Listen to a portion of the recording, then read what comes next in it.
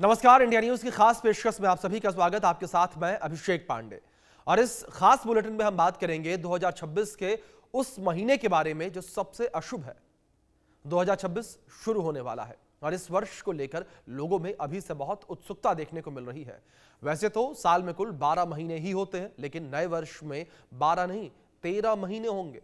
दरअसल अभी विक्रम संवत 2082 चल रहा है और 2026 में विक्रम संवत 2083 शुरू होगा, जिसमें एक अधिक मास भी पड़ रहा है। यह अधिक मास ज्येष्ठ के महीने में पड़ेगा।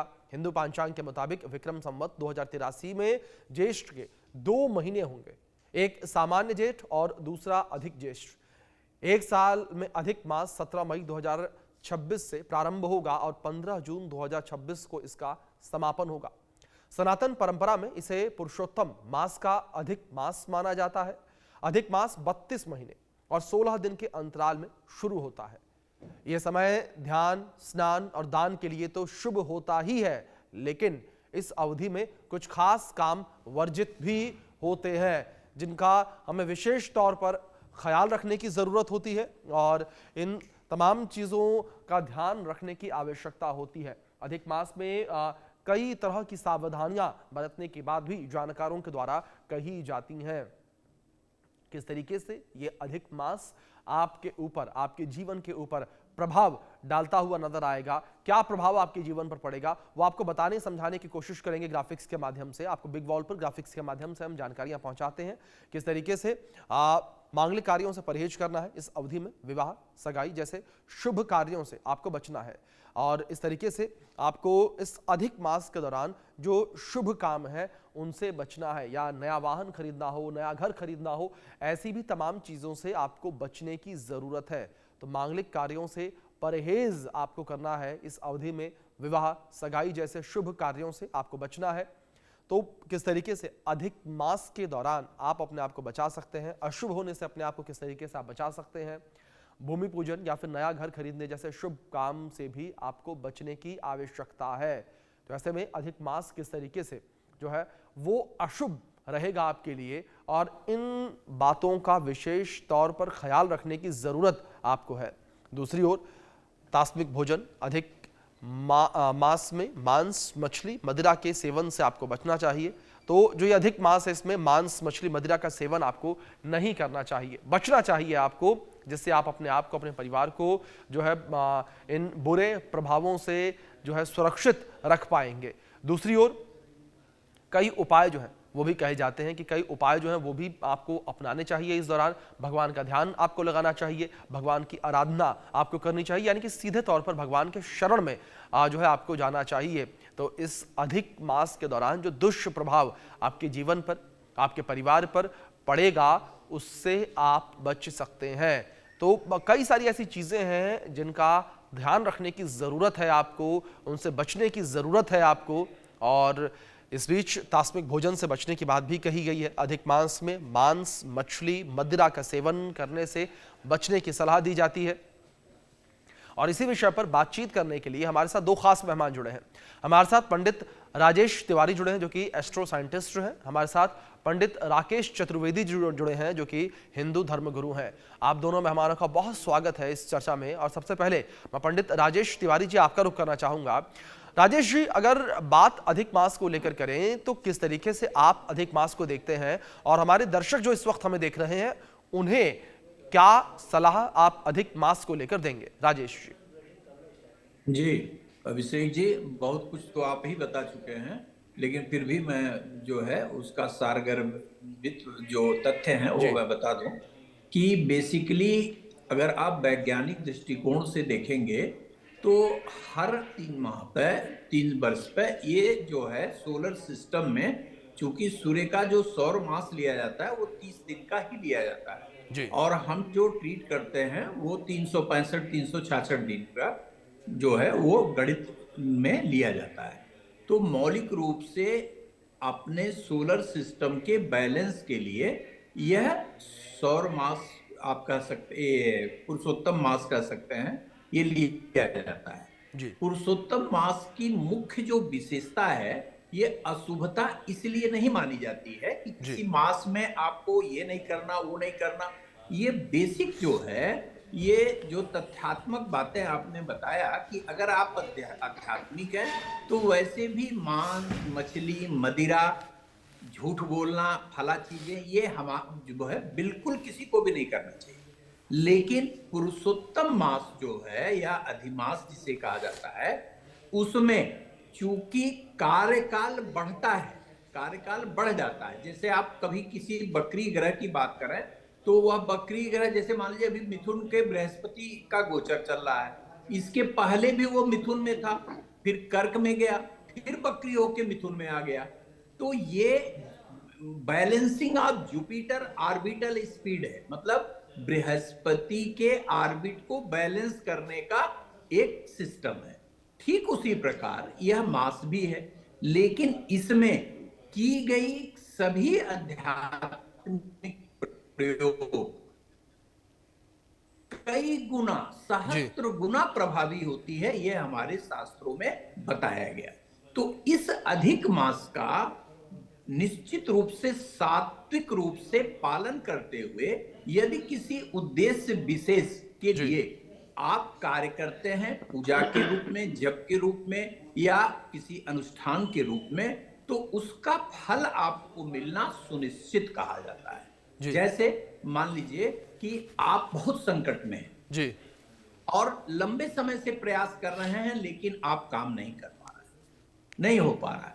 एक अनुभूत प्रयोग अधिक मास का मैं आपको बताता हूं कि जैसे मान लीजिए आप बहुत सारे लोगों से देखते होंगे, ये शिकायत रहती है सबकी कि हम पूरे मनोभाव से कार्य करते हैं, पूरी निष्ठा से करते हैं, पूरे डिसिप्लिन से करते हैं, पूरे डिवोशन से करते हैं, लेकिन हमें न किसी कार्य में सफलता मिलती है, न हम स्वस्थ रह पाते हैं। ठीक, बहुत सारे लोग कहते हैं। तो ये अधिक मास उन सभी हमारे दर्शकों के लिए जो आपके चैनल को देख रहे हैं, उनके लिए यह अद्भुत परिणाम प्रदान करने वाला कहा जाएगा। बिल्कुल बिल्कुल। मान लीजिए कि आप इस अधिक मास में एक व्रत ले लेते हैं कि हमको नियमित रूप से, ठीक है जी, सिर्फ ये कहना है कि नासै रोग हरै सब पीरा, जपत निरंतर हनुमत बीरा। जी, ठीक है जी, आप इसको संपुटित करके हनुमान चालीसा का नियमित अगर 11 पाठ कर दें तो इस संसार की कोई भी मनोकामना, बशर्ते आप उसके योग्य हो। बिल्कुल, मतलब पंडित जी ये समझा जाए कि अगर यहाँ अधिक मास के दुष्परिणाम है तो उसकी काट भी मौजूद है। अगर हम भगवान की शरण लेते हैं तो उसकी काट भी मौजूद है। पंडित राकेश जी का रुख करूंगा मैं। राकेश जी, अगर बात अधिक मास को लेकर करें तो मैं आपसे समझना चाहूंगा कि आखिर अधिक मास है क्या और क्यों ये अधिक मास जो है वो पड़ता है। अभिषेक जी, सर्वप्रथम तो इस इंडिया न्यूज के मंच को मेरा प्रणाम है और आपको भी वंदन है। और आपको अधिक मास की महिमा बताने से पहले मैं अगर सनातन के इस, जिसको हम कैलेंडर कह रहे हैं, सनातन के जो गणना के कैलेंडर का अगर महत्ता बताएं तो हमारा सनातन जो है आज के विज्ञान से कई गुना आगे था।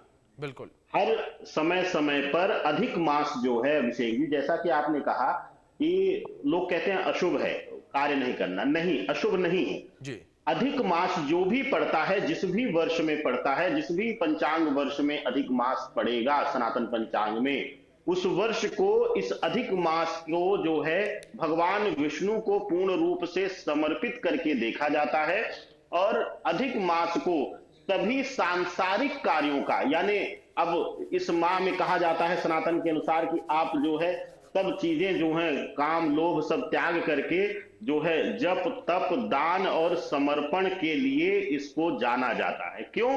अब आज के समय में, आज की भागदौड़ की जिंदगी में आप देखिए कि किसी को अपने लिए समय निकालने का मौका नहीं मिल रहा है, लेकिन हमारा सनातन जानता था कि चाहे कृषि प्रधान होते हुए या फिर ऋषि मुनियों के लिए भी अपने कार्य करते करते, वैवाहिक जीवन में या हमारे गृहस्थ जीवन में विवाह कर्म आदि करते करते कहीं न कहीं मानसिक और शारीरिक दोनों रूप से हमारी शक्तियों का, हमारी ऊर्जा का क्षय होता है। तो यह जो अधिक मास है, सर्वप्रथम तो इसको यूं समझिए कि हमारी ऊर्जा को एक बार पुनः जीवित करने के लिए, यानी आधुनिक भाषा में कहें तो रिस्टोर करने के लिए हमें यह अधिक मास हमारे सनातन वर्ष में मिलता है। इस वर्ष, इस माह को हर जब भी जिस भी वर्ष में पड़ेगा, जैसे कि पिछले वर्ष आपने देखा कि सावन माह 2 पड़ गए, सावन माह में अधिक मास आ गया, इस बार जो है ज्येष्ठ माह में आ रहा है। तो ऐसे में हमें सर्वप्रथम यह समझ लेना चाहिए कि अब हमें आत्मचिंतन करना है, आत्म मंथन करना है कि पिछले समय में या पिछले 2 वर्षों में हमने क्या ऐसा किया है जिसके लिए हमें क्षमा मांगनी चाहिए, या फिर ईश्वर से समर्पित होकर के हमें अपने आने वाले भविष्य के लिए जो है शुभता लेनी है। उसके लिए यह अधिक मास का निर्माण होता है और यह सभी प्रकार के कार्यों का त्याग करके, मोह माया का त्याग करके हमें जो है समर्पित होकर सिर्फ ईश्वर लीन होकर के जप करें, तप करें, समर्पण भाव से दान करें जो है। इसीलिए इस अधिक माह को जाना जाता है। अधिक माह को पुरुषोत्तम माह इसलिए कहा जाता है, पुरुषों में उत्तम माह इसलिए कहा जाता है कि यह भगवान विष्णु को समर्पित होकर, भगवान श्री राम को समर्पित होकर के अपने चरित्र को उत्तम करने के लिए, अपने जीवन को उत्तम करने के लिए इसका जो है अवसर आता है। और इसको हर सनातनी को छोड़ना नहीं चाहिए। जब तप और कर्म से इसको पूर्णता देनी चाहिए। अभिषेक जी। दूसरी ओर राजेश जी, मैं आपसे यहाँ पर यह भी समझना चाहूंगा, अगर अधिक मास को लेकर बात करें तो अधिक मास आखिरकार ठीक 32 महीने 16 दिन बाद ही क्यों पड़ता है? क्या इसके पीछे कोई खगोलीय कारण भी है? जी जी जी जी बिल्कुल। मैं स्पष्ट कर दूं कि देखिए, वर्ष की गणना सामान्यतः होती तो कई प्रकार, लेकिन मेन जो हम लोग प्रयोग करते हैं वो सौर मास एक होता है और एक चंद्रमास होता है। तो सौर मास और चंद्रमास का जो अंतर होता है वो 11 दिनों का होता है। मैंने शुरुआत में आपको बताया कि जैसे सूर्य एक राशि में एक माह रहता है, अगर आप गणना करेंगे तो ये 360 दिन आपको मिलेगा, ठीक है।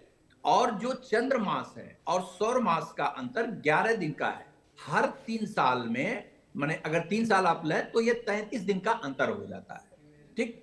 तो 33 दिन के अंतर का अभिप्राय क्या है कि जिस मास चंद्रमा जो है, देखिए चंद्रमा से ही सारे तिथि का निर्धारण किया जाता है। यह स्पष्ट रूप से हम आपके सभी दर्शकगण जानते होंगे, जो नहीं जानते वो समझ लें। चंद्रमा 2.25 दिन में एक राशि में गोचर करता है, फिर 2.25 दिन बाद दूसरी राशि में चला जाता है। ग्रहों की चाल 2 प्रकार की विशेष रूप से जो है वो कही गई है।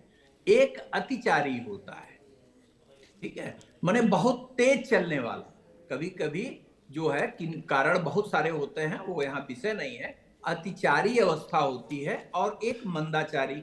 अतिचारी का मतलब अपने सामान्य गति से अधिक गति से जब ग्रह चलता है तो उसे अतिचारी कहते हैं, और जब सामान्य निर्धारित गति से धीमा जब चलेगा तो उसे मंदाचारी कहते हैं, माने धीमा धीमा चलने वाला, ठीक है। और जब नॉर्मल स्पीड से चलता है तो वो सामान्य गति है। तो चंद्रमा की अवस्था जब कभी जैसे मान लीजिए पिछले बार जैसे पंडित जी ने, राकेश जी ने बताया कि श्रावण मास में था, लेकिन इस बार जो है उसके ज्येष्ठ में पड़ने का कारण क्या है कि यह मौलिक रूप से 33 दिन की ये जो डिस्टेंस है वो पूरी हो जाएगी, ये काल जो है उसकी पूरी हो जाएगी। तो 30 दिन इसलिए लिया जाता है, इसलिए एक माह भारतीय जो संवत्सर है उसमें इसकी गणना होती है, अंग्रेजी में इसकी गणना नहीं होती है। अंग्रेजी में इसको बैलेंस करने के लिए आप जानते होंगे लीप ईयर का प्रयोग किया जाता है, जो फरवरी 28-29 की होती है जी। लेकिन एक बात इसमें हम और आपसे बता दें कि अधिक मास में आध्यात्मिकता के लिए ये वरदान है। वो न केवल सिर्फ पूजा पाठ करने वालों के लिए, अपितु सामान्य गृहस्थ के लिए भी ये वरदान है। वो अपने जीवन के सभी संकट इस अधिमास में सामान्य चाल चलन को रखते हुए, थोड़ा सा आध्यात्मिकता का पालन करते हुए वो अपने जीवन के कष्ट दूर कर सकते हैं। लेकिन यह हमेशा याद रखिए कि अधिक मास में शुभ कार्य का तात्पर्य क्या है? वैवाहिक कार्य नहीं किए जाएंगे, उपनयन है तो नहीं किया जाएगा, अर्थात वह सभी कार्य जिसमें गुरुबल और सूर्यबल या चंद्रबल की आवश्यकता होती है, वह संस्कार इसमें वर्जित कहे गए। बाकी यह माह आध्यात्मिक उपलब्धता के लिए या आपको अपने को जीवंत बनाने के लिए या अंतःकरण में स्वयं को ले जाने का सुंदरतम समय है ये। और जहां तक रहा कि पुरुषोत्तम मास, ये पुरुषोत्तम मास क्यों कहा गया इसको, यह बहुत ही रोचक है, लेकिन बहुत शॉर्ट में हम आपको अभिषेक जी बताएं। जी बिल्कुल राजेश जी, जाहिर तौर पर राजेश जी इस तरीके से आपने जिक्र किया कि अधिक मास का प्रभाव जो है वो बहुत ज्यादा पड़ता हुआ नजर आएगा। इसी के साथ पंडित राकेश जी मैं आपका रुख करूंगा, और अगर 2026 में पढ़ने वाले अधिक मास को लेकर पंडित राकेश जी बात करें तो जो आम लोग हैं उन आम लोगों के जीवन पर इस अधिक मास का प्रभाव किस तरीके से पड़ता हुआ आप देख रहे हैं, राकेश जी?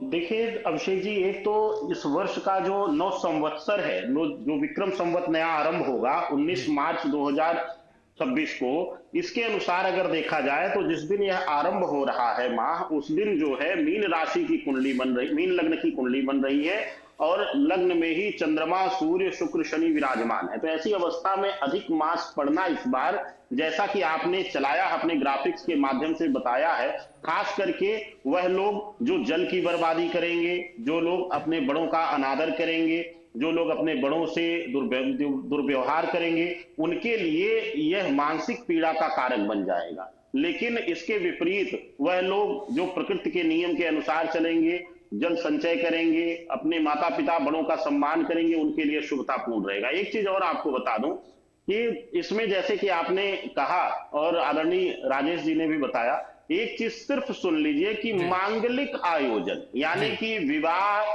जनेऊ, मुंडन, यह सब जो है नहीं होंगे। बाकी कोई किसी प्रकार का जो है अशुभता नहीं होती है किसी कार्य को करने के लिए। ऐसा नहीं है कि एकदम से व्यापार बंद कर दिया जाएगा, जाहिर सी बात है सब खरीद फरोख्त होगी ही। इसमें विशेष रूप से मांगलिक कार्यक्रम वर्जित रखे जाएं और उनको लेकर के आपको थोड़ा सा बर्ताव रखना रहेगा। बिल्कुल राकेश जी, हम यही उम्मीद करते हैं कि अधिक मास जो है वो लोगों के जीवन में शुभता लेकर आए और लोगों की जो तमाम मनोकामनाएं हैं वो भी पूर्ण हो। फिलहाल